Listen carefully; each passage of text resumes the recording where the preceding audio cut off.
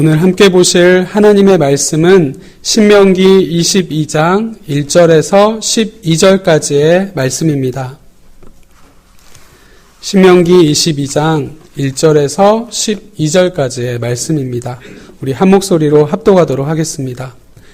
내 형제 소나 양이 길을 잃은 것을 보거든 못 본 채 하지 말고 너는 반드시 그것들을 끌어다가 내 형제에게 돌릴 것이요. 내 형제가 내게서 멀거나 또는 내가 그를 알지 못하거든 그 짐승을 내 집으로 끌고 가서 내 형제가 찾기까지 내게 두었다가 그에게 돌려줄지니 낙이라도 그리하고 의복이라도 그리하고 형제가 잃어버린 어떤 것이든지 내가 얻거든 다 그리하고 못 본 채 하지 말 것이며 내 형제의 낙이나 길에 넘어진 것을 보거든 못 본 채 하지 말고 너는 반드시 형제를 도와 그것들을 일으킬지니라. 여자는 남자의 의복을 입지 말 것이요 남자는 여자의 의복을 입지 말 것이라. 이같이 하는 자는 내 하나님 여호와께 가증한 자이니라. 길을 가다가 나무에나 땅에 있는 새의 보금자리에 새 새끼나 알이 있고 어미새가 그의 새끼나 알을 품는 것을 보거든 그 어미새와 새끼를 아울러 취하지 말고 어미는 반드시 놓아줄 것이요 새끼는 취하여도 되나니 그리하면 내가 복을 누리고 장수하리라. 내가 새 집을 지을 때에 지붕에 난간을 만들어 사람이 떨어지지 않게 하라. 그 피가 내 집에 돌아갈까 하노라. 내 포도원에 두 종자를 섞어 뿌리지 말라. 그리하면 내가 뿌린 씨의 열매와 포도원의 소산을 다 빼앗길까 하노라. 너는 소와 나귀를 결의하여 갈지 말며 내 양털과 배실로 섞어 짠 것을 입지 말지니라. 너희는 너희가 입는 겉옷에 내 귀에 술을 만들지니라. 아멘. 요단강 서편에서 모세는 요단 동편에서 이스라엘 백성들이 지켜야 할 여러 가지 규례들을 가르쳐 줍니다. 본문에서는 이웃을 돕고 배려해야 한다는 규례와 혼합을 금지하는 규례를 살펴볼 수 있습니다. 이는 이방 민족들로 둘러싸인 이스라엘이 거룩한 나라로 살기 위한 질서였습니다. 오늘 말씀으로 주시는 이 세 가지 명령을 통해 오늘 우리가 따라야 할 하나님의 뜻을 깨닫고 순종을 결단하는 은혜의 시간이 되시길 바랍니다. 첫 번째 하나님께서 주신 명령은 서로 돕고 살아가라는 것입니다. 1절에서 4절의 말씀을 보시면 형제라는 단어가 무려 7번이나 나옵니다. 형제는 좁은 의미로는 남자 형제를 의미하기도 하지만 더 넓게는 동일한 조상에서 나온 혈연 관계이고 더 나아가서는 동일한 언약을 바탕으로 한 형제 공동체를 의미하기도 합니다. 오늘 본문에서는 가장 큰 의미로 하나님 여호와를 섬기며 하나님께서 주신 언약을 통해 하나 된 이스라엘의 특별한 정체성과 공동체성을 강조하고 있습니다. 즉 여호와 하나님을 섬기는 이스라엘의 모든 사람들은 모두 한 형제라는 말씀입니다.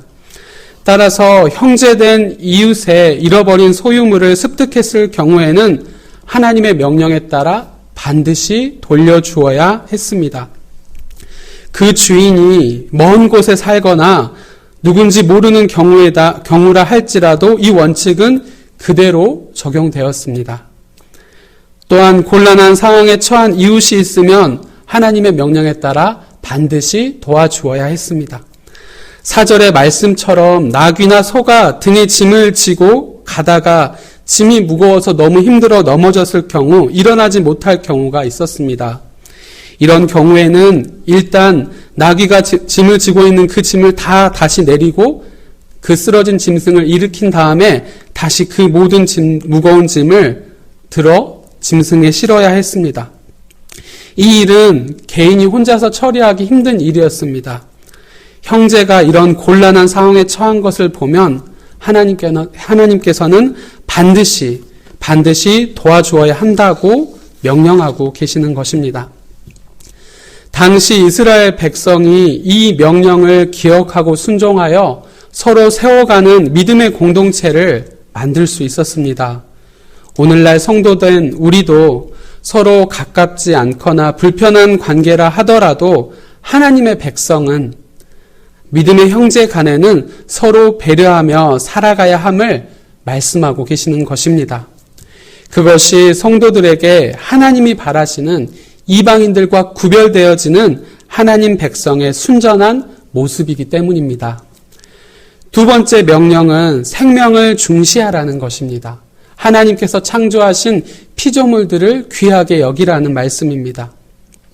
율법의 핵심 정신은 생명 존중 사상에 있습니다. 그런데 이는 동물에 대해서도 마찬가지로 적용되었습니다. 6절에서 7절의 말씀을 보시면 만일 길을 가다가 새 둥지를 발견했을 경우 알이나 새끼를 취하는 것은 가능했습니다. 그러나 어미는 반드시 놓아주라고 말씀하십니다. 이같이 동물의 생명을 경시해서는 안 된다는 것은 짐승을 도축할 때 레위기 7장의 말씀에서 언급된 대로 생명으로 여겼던 피는 절대 먹지 말고 땅에 흘려 보내야 했다는 법도에서도 나타납니다. 이처럼 이스라엘은 동물의 생명도 하나님의 명령에 따라 존중해야 했습니다. 또한 8절의 말씀을 보시면 집을 지을 때에는 소중한 생명을 잃는 불미스러운 사고가 발생하지 않도록 지붕 난간을 만들라고 명하십니다. 전혀 관계가 없는 것처럼 보이는 이 두 가지 계명은 생명 존중으로 묶여 있습니다. 하나님은 이처럼 사람의 생명은 물론이고 동물의 생명도 소중히 여기시는 분입니다. 생명은 하나님께 속한 것입니다. 그러므로 우리도 하나님의 뜻을 따라 생명을 귀하게 여기며 살아가야 합니다. 세 번째 명령은 순전한 삶을 살라라는 것입니다. 5절과 9절에서 12절까지의 말씀은 서로 떨어져 있습니다. 하지만 같은 것을 강조하고 있습니다. 바로 순전한 것을 중요시 여기시는 하나님의 명령입니다. 순전하다라는 말은 순수하고 완전하다라는 의미입니다. 또한 꾸밈이 없고 온전하다라는 의미입니다. 이는 우리가 우리를 바라볼 때 순전하고 온전한 것이 아닌 하나님이 우리를 바라보셨을 때 갖길 바라시는 순수하고 온전한 모습입니다. 세상 속에 살아가지만 그래도 하나님의 계명을 지켜나가는 백성, 구원받은 백성은 달라야 한다는 말씀입니다. 5절에서 강조하는 의복의 규례에서 남자와 여자의 구분되지 않는 모습은 동성애와 우상 숭배를 함의하는 것입니다. 5절의 말씀에서 이 일들은 하나님이 가증히 여기는 일이라고 하였습니다. 하나님은 이방 세계의 이런 문화를 가증하게 여기시며 철저하게 배격하십니다. 오늘 주신 하나님의 명령은 이러한 혼합을 단호하게 금하고 있습니다.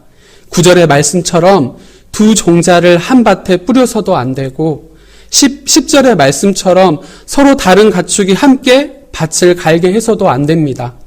그리고 11절의 말씀처럼 옷감도 다른 종류의 실을 섞어 짜서도 안 됩니다.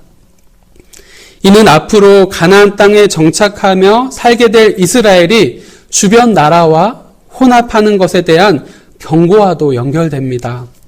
하나님은 이스라엘이 주변 나라의 종교나 문화에 혼합되지 않아야 함을 이처럼 삶의 일상에서 겪게 되는 작고 소소한 것들을 지켜나갈 수 있도록 명령하신 것입니다. 그리고 이러한 명령을 12절의 말씀으로 마무리하십니다. 12절의 말씀을 보시면 너희는 너희가 입는 겉옷에 내 귀에 술을 만들지니라 라고 그렇게 말씀하십니다.